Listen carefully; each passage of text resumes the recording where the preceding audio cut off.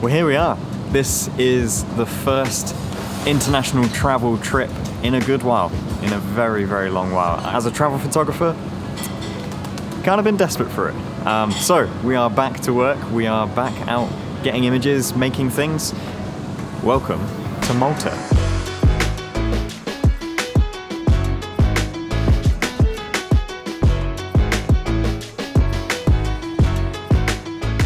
In this video, I'm going to be running through some of the things that I like to do when we first arrive in a destination. You may be able to take some things away from this that will be beneficial to your own trip, whether you're a photographer or not. I am very excited to be back out filming. I'm feeling very energized. I'm feeling very motivated to be out taking photos. And I'm just loving the fact that I'm exploring a brand new area, an area I've never been before, and of course that is Malta. Currently we're in Valletta, and yeah, let's run through all the things we like to do when we first arrive and give you some perspective on the way that we like to travel. So I guess I should preface this whole thing, all of my tips and ideas of the way that we plan our travels and how we go about organizing our shoots, by saying that for the most part, I'm a pretty chill person. Ellie is also a very chill person. We're here for about 2 weeks or so, and yeah, we're going to try and see what's realistic to see within those 2 weeks. But I definitely advocate the idea of just exploring and adventuring on your own sort of perspective, your own time.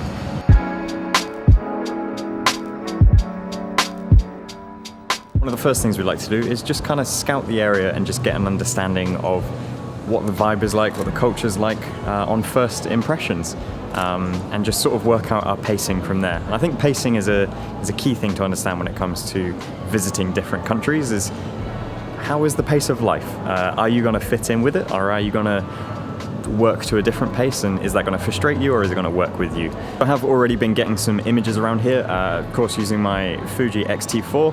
I'm back on the 35mm f2, my favourite of the Fuji lenses.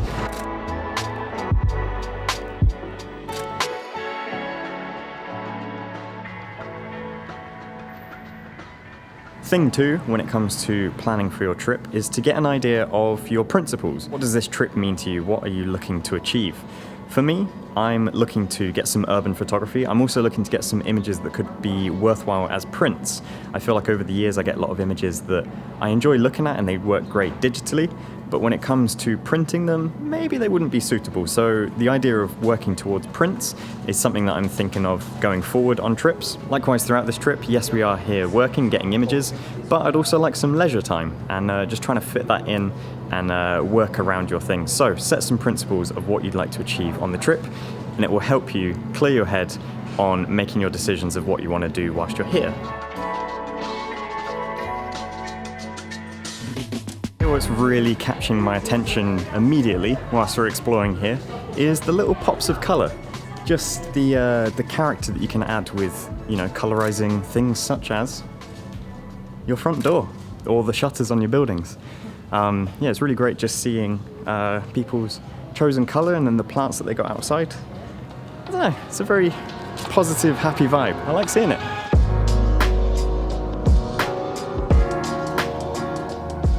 So when we arrive somewhere, the way that I like to try and break down the plan of things is to, first of all, quite obviously, look at a map and decide on some top-level destinations within your major destination.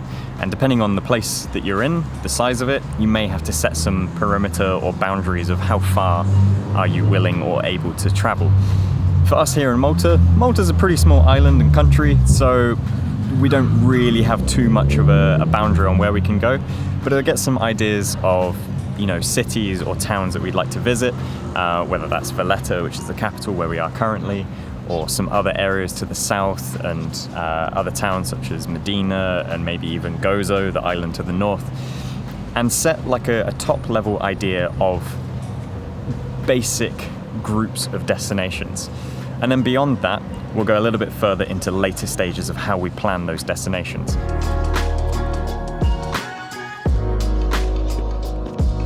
From there, one of the most vital things that you should be doing, and sometimes this is hard to do ahead of time, you can get some averages on things, but generally you're going to have to wait until you're closer to the time, is checking the weather forecast. What is the weather situation going to be like for the time that you are somewhere? And on top of that, it's always a good idea to get an understanding of what the sunrise and sunset times are. Depending on where you're coming from, you may have a varied perspective on when your day starts and ends. So for here, at the moment, sunset is about 6:30 p.m. and that can tie quite nicely in a sense of seeing the sunset, the golden hour, the way that the light changes, and we then go on to eat dinner afterwards when things get dark. And it's not going to be dinner too late. Usually when it comes to sunset, we'll try and prioritize being out and seeing things and fit our dinner around those times. There are of course many apps that you can use for finding different shooting times during the day, to the point that you can even preview on a map itself and you can see the direct line of the sun for the date of the year that you are traveling somewhere. So apps that come to mind, there's Photo Pills, there's the Photographer's Ephemeris, there's an old app that I don't think is available on the App Store, but if you've heard me recommend it many years ago, you might still have it.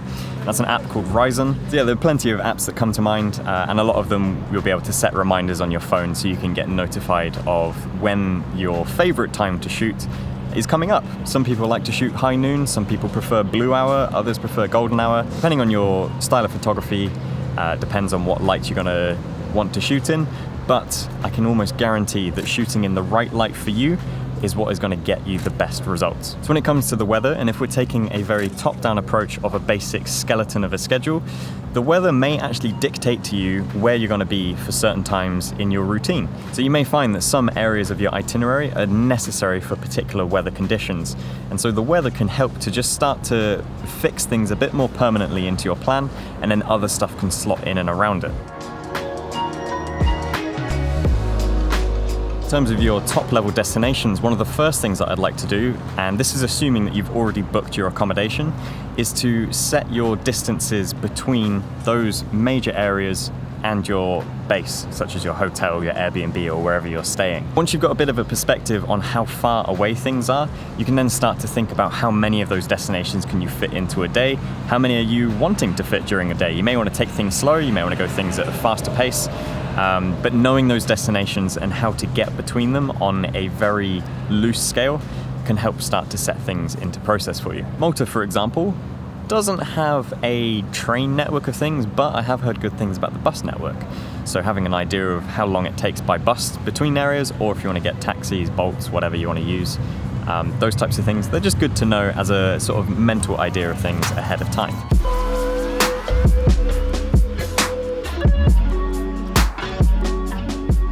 So once you've got your top level area, you want to then look in at more of a macro level and find the particular areas within those areas. So the way that we like to do it, and I'm actually going to say this is mostly Ellie's better perspective on things, is going for food first and food and drink first, and then hopefully finding areas of photography afterwards. So what we found over the years is that if we base our travels on food and looking for those good sort of restaurants, cafes and things like that, generally speaking, they're in bustling areas. Economies and things spread around good things. And for the type of photography that we do, which is very much urban based and people and activity and those types of things, they flock around those good urban environments. Good things attract good things. And so using that as a base, not only has it satisfied us with good food and good drink, but we've also managed to get good images from there. So don't necessarily find specific photo spots. It's more a case of here's an urban economy, and hopefully we can find some great things from there. Tie that into your other aspect with the good lighting times, and pay attention to the geography on the way that light may come down certain streets and other things. You can start to get a feel for how things are going to work.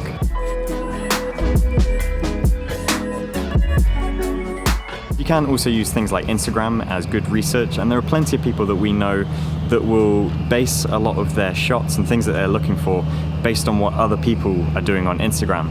That's not really my type of vibe. I don't necessarily want to go and get the same shots that other people have got, and also I don't want to create a shot list based on what's trending or what's popular.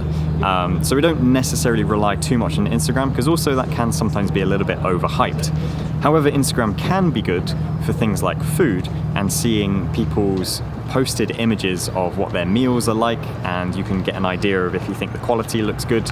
And what's great tip that Ellie does all the time is when we go to a restaurant or we find somewhere that we're looking for food and to see on their menu, is go onto their page and look at the tab for when they've been tagged, and look at the images that other people have posted and tags them. Not necessarily the restaurant's photos, but other people's user-generated photos. It's a great way of discovering new things and great things.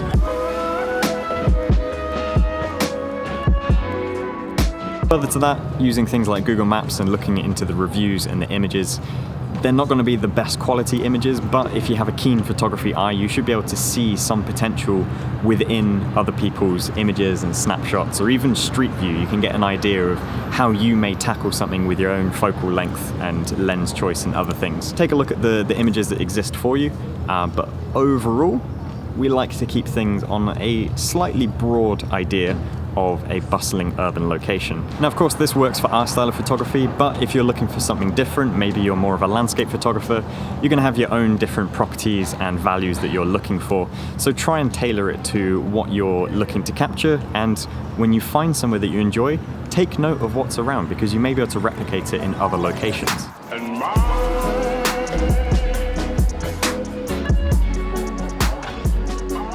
Of course, everyone's got their own perspectives on what they like and what they want, and sometimes you may find yourself in a great area, but the weather may be off, or it might be the wrong lighting conditions. So another top tip that I do all the time is save things to your map and categorize them. There's no point just starring everything, because you're going to look at a map and be overwhelmed with what you want to find. But if you categorize them into labels such as coffee, drinking, food, photography spot, good urban environment, all sorts of different things, and having that categorization can really help filter things down. And if you do this before you travel, when you arrive in an area, you're not specifically setting an itinerary of we're going to this restaurant, then we're going to this photography spot. It's more a case of when you end up in some environment, you can say, what have I found already that's around this area? And then based on how you're feeling, you can choose one of the many restaurants that you may have marked on your map.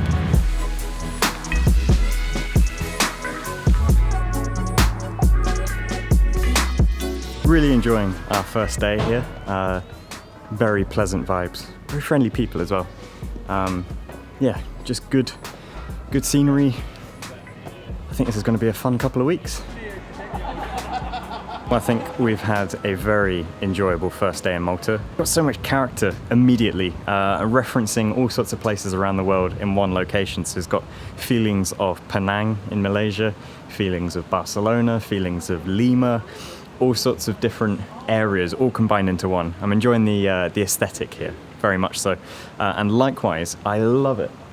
I really love it when the sunset goes pink, like that pastel-y sort of blue to pink shade. So to round out my tips and thoughts on what we do when we first arrive in a destination and how we plan for our photography, I want to add the notion that you can take things further. You can plan to a greater extent.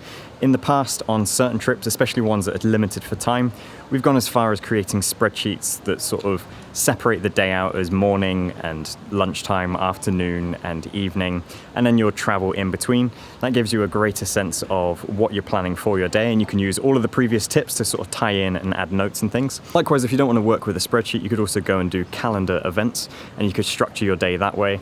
And it's also a good idea to share that calendar with the people that you're with on the trip, so they have an idea of what's going on and it's not just all up in your head. I've definitely been guilty of that in the past. So I hope this has been a good insight into the way that we plan our trips, especially when we're just starting one, and look forward to seeing those future videos coming up from Malta. Hopefully we're going to create quite a few. I'm feeling very motivated and energized to do quite a lot whilst we're here. And yeah, I'll catch you in those photography vlogs real soon. See you later. Bye bye.